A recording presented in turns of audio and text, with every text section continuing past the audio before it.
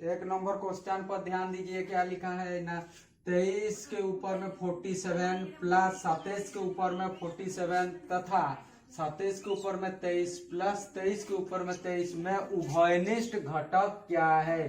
तो इसको उभयनिष्ठ घटक जब मांगता है तो हम क्या करते हैं, यहाँ एक फैक्टर है, यहाँ एक फैक्टर है, और दोनों में हमको देखना है कि कॉमन क्या चीज आता है।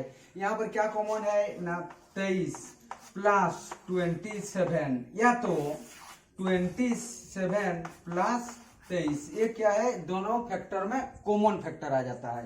तो इसको क्या करेंगे, ये दोनों का अगर कैलकुलेशन कर लेते हैं तो इसका क्या आता है ना, 50 आता है। तो ये जो 50 आया, तब इसका और इसका जो है उभयनिष्ठ घटक हो गया, यानी 50 हमारा सही आंसर है, ऑप्शन में 50 रहेगा।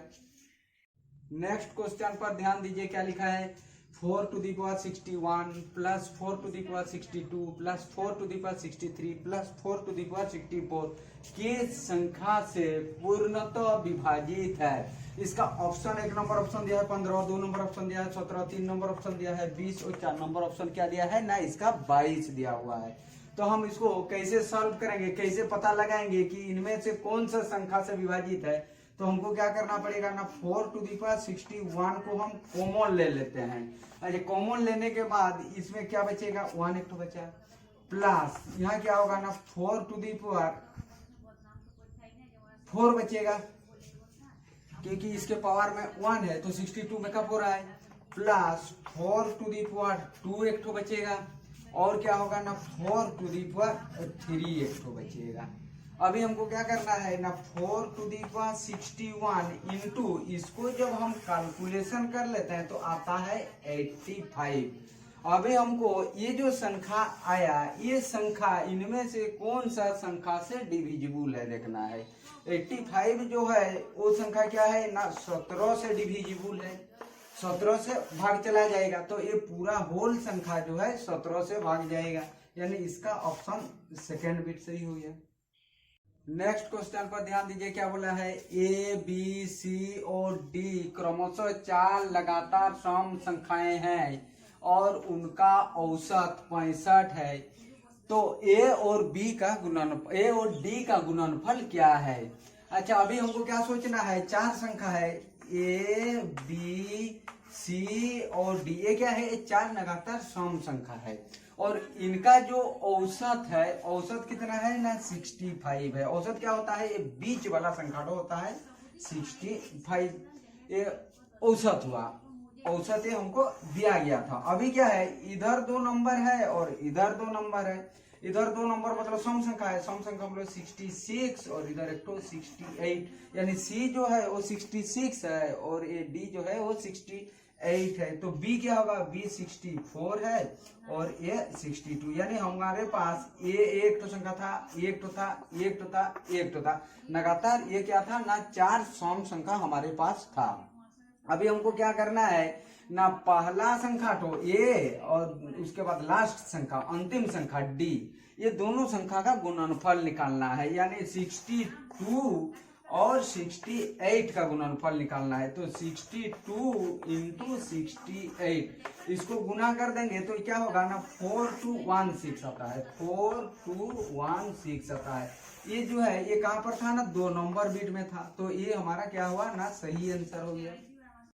नेक्स्ट क्वेश्चन पर ध्यान दीजिए, क्या लिखा है ना, 100 to the power 20 into 35 to the power 10 into 63 to the power 25 में अभाज्य संख्या के कुल कितने घटक हैं। तो इसको बनाने का प्रोसीड्योर क्या है, सबसे पहले हम ये जो 100 था, 100 को अभाज्य गुणनखंड के रूप में तोड़ेंगे। अगर इसको अभाज्य गुणनखंड के रूप में तोड़ते हैं तो क्या होता है ना, 2 इंटू 5 इंटू 5, तो देखिए 2 इंटू 2 4 हो गया, और 5 इंटू 5 25, 25 4 100, ऐसे हम इसको तोड़ सकते हैं, इसके पावर में 20 हो गया। इंटू यहाँ जो 35 लिखा है, 35 को हम क्या करते हैं, अभाज्य गुणनखंड में तोड़ना, छोटा छोटा गुणनखंड में, अभाज्य संख्या का गुणनखंड में।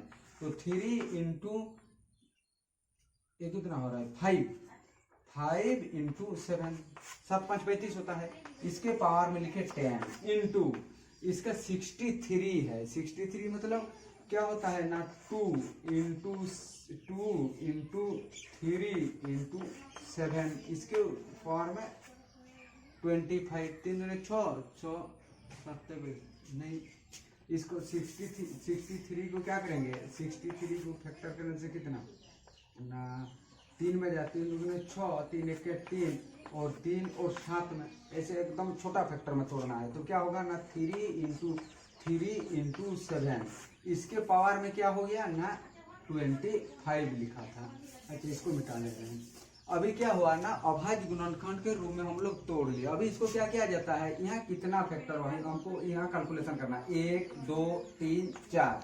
अभी क्या करेंगे ना 4×20 प्लस उसके बाद ये यहाँ कितना फैक्टर है 1 2, 2×10 फिर क्या करना है इसको प्लस करना है, वहाँ कितना फैक्टर 1 2 3 फैक्टर है, 3×25।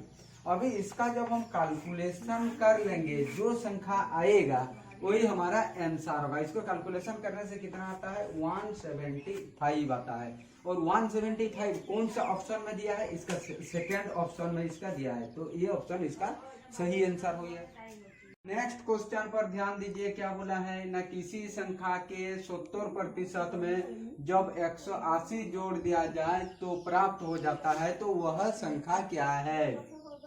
तो हम अगर क्वेश्चन के अनुसार चलेंगे तो क्या बोला था ना 70% प्लस 180 बराबर क्या होगा संख्या प्राप्त होगा, यानी 100% संख्या प्राप्त हो जाएगा।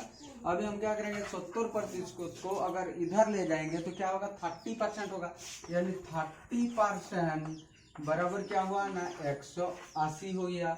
अभी तब क्या होगा ना 180 और उसका परसेंटेज जो निकालेंगे तो 180/30 × 100, A0 कटता है 3 6 में 18, तो ये क्या हुआ ना 600 हो गया। ये इसका क्या हुआ ना संख्या हमें प्राप्त हो गया। नेक्स्ट क्वेश्चन पर ध्यान दीजिए, क्या लिखा है, यदि sin θ = cos φ तथा थीटा और फाई निम्न कोण है तो sin θ + φ का मान क्या होगा।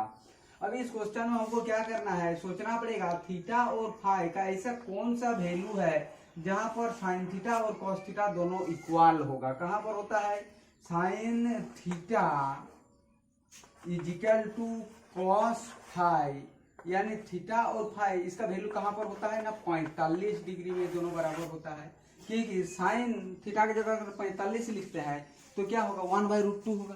फिर कॉस फाई की जगह 45 डिग्री लिखते हैं तो क्या होगा ना 1/√2 होगा, यानी दोनों का वैल्यू बराबर आएगा। तो ये न्यून कोण भी हुआ 45 डिग्री, न्यून कोण मतलब 90 से कम। अभी क्या बोला है ना sin θ + फाई, यानी थीटा भी 45 डिग्री था और फाई भी 45 डिग्री था, तो हम इसको क्या करेंगे ना sin थीटा के जगह लिखे 45 प्लस फाई के जगह लिखे 45, तो क्या होगा ना साइन 90 डिग्री हो गया। अगर साइन 90 डिग्री हो गया तो साइन 90 डिग्री का वैल्यू क्या होता है ना 1 होता है। ये हमारा क्या हुआ ना करेक्ट आंसर हो गया। नेक्स्ट क्वेश्चन पर ध्यान दीजिए, क्या लिखा है, यदि sin θ = 1/2 और थीटा प्लस फाई समकोण हो तो sin θ - फाई का मान क्या होगा। अभी हमको क्या करना है ना sin θ = 1/2 जो होता है, साइन कितना का मान 1/2 होता है, इसमें क्या होगा हमको थीटा का वैल्यू मिल जाएगा। अभी sin θ = 1/2 यानी साइन कितना डिग्री का 30 डिग्री का मान 1/2 होता है, तो थीटा क्या हुआ ना 30 डिग्री हमें मिल गया। अभी हमको पता है थीटा प्लस फाई 90 डिग्री, इधर क्या था ना थीटा प्लस फाई = 90 डिग्री। अगर ये 30 डिग्री हुआ तो फाई कितना होगा, फाई = 60 डिग्री होगा। ये हम क्लियर हो गया, यहाँ थीटा मिल गया हमको और इधर क्या हुआ ना फाई मिल गया। अभी क्या बोला है sin θ - फाई, तो साइन क्या होगा ना 30 - 60, तो क्या होगा ना साइन -30 डिग्री, और साइन में माइनस तो बाहर चला जाता है, ये हम जानते हैं त्रिकोणमिति फॉर्मूला के अनुसार। तो ये क्या हुआ ना साइन 30 डिग्री। अच्छा साइन 30 डिग्री का मान क्या है ना माइनस का माइनस रहा और साइन 30 डिग्री का मान 1/2 है, तो इसका सही आंसर क्या हुआ ना -1/2, इसका सही आंसर हो गया। अगर वीडियो आप लोगों को अच्छा लगा है तो आप लोग इस चैनल को सब्सक्राइब कर लीजिए, लाइक कीजिए, अपने दोस्तों में शेयर कीजिए और कमेंट करके मुझे बताइए कि क्वेश्चन सब कैसे लगता है, कितना आप लोगों को समझ में आता है। Thank you.